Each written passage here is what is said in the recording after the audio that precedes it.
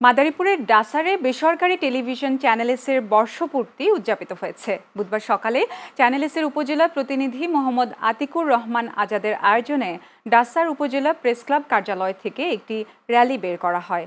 এ সময় উপস্থিত ছিলেন বিএনপির কেন্দ্রীয় সহ গণশিক্ষা বিষয়ক সম্পাদক আনিসুর রহমান তালুকদার খোকন। এদিকে নানা আয়োজনের মধ্য দিয়ে ফরিদপুরের সালথায় পালিত হয়েছে চ্যানেলসের বর্ষপূর্তি।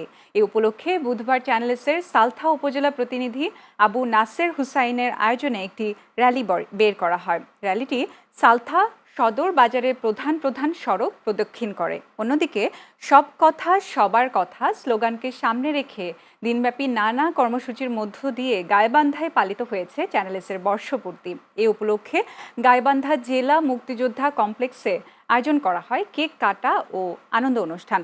পরে শীতার্ত মানুষের মাঝে কম্বল বিতরণ করা হয়। এছাড়া চ্যানেলসের বর্ষপূর্তি উপলক্ষে কুড়িগ্রামের ফুলবাড়িতে আলোচনা সভা ও কেক কাটার আয়োজন করা হয়েছে।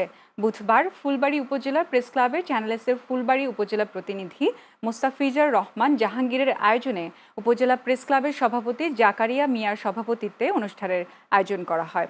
সব কথা সবার কথা এই স্লোগানকে সামনে রেখে সিরাজগঞ্জের সলঙ্গায় জনপ্রিয় স্যাটেলাইট টেলিভিশন চ্যানেলসের প্রতিষ্ঠা বার্ষিকী উদযাপন করা হয়েছে।